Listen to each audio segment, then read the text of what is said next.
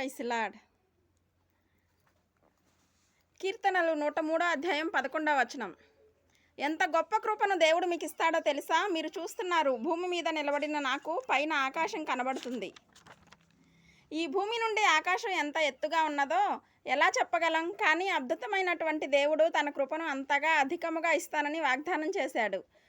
మీకే కాదు, భయభక్తి కలిగి జీవించినట్లయితే కీర్తనలు 115 అధ్యాయం 13వ వచనం ప్రకారం పిల్లలు ఆశీర్వదించబడతారు, పెద్దలు ఆశీర్వదించబడతారు. నువ్వు స్టూడెంట్గా ఉన్నా, టీనేజ్గా ఉన్నా, యూత్లా ఉన్నా, ఒకవేళ మధ్య వయసు గలవాడిగా ఉన్నావు, వృద్ధాప్యంలో ఉన్నా, దేవుని కనికరం చొప్పున నువ్వు దీవించబడతావు. ఖచ్చితంగా ప్రభువైన దేవుడు తన కృపను అనుగ్రహించి మిమ్మల్ని వర్ధిల్ల చేస్తాడు.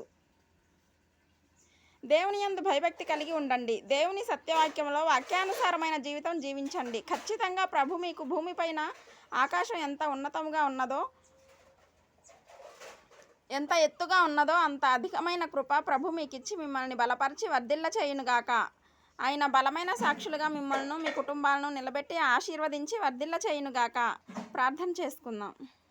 పరలోకమందున్న మా తండ్రి, నీ వాగ్దానం ఎత్తి ప్రార్థిస్తుండగా నీ ప్రజలను జ్ఞాపకం చేసుకో. భూమికి పైన ఆకాశం ఎంత ఎత్తుగా ఉన్నదో, ఎంత ఉన్నతంగా ఉందో అంత అధికమైన కృప నీ యందు భయభక్తి కలిగిన వారికి ఇస్తానన్నావు. ఈ లోక మార్గంలో జీవించి కష్టాలు పాలయ్యి, ఇబ్బందులు పాలయ్యి, అనేక విధాలైనటువంటి శ్రమల్లో పడి, శోధనలో పడి చిక్కబడిన వారందరినీ విడిపించగల శక్తిమంతుడవు ప్రభువా. నీ వాక్కును పంపి నీ ప్రజలను విడిపించండి. అలాగే ప్రభువా, నీ నామంలో ప్రార్థిస్తుండగా పాడైపోయిన బ్రతుకులని బాగుపడినట్లుగా నీ వాక్కును పంపి వారిని స్వస్థపరచండి. బాగు చేసి నీ బలమైన సాక్షులుగా నిలబెట్టి నీ కృపతో నింపి వర్ధిల్ల చేయమని యేసుక్రీస్తు పరిశుద్ధ నామంలో అడుగుచున్నాం మా పరలోకపు తండ్రి.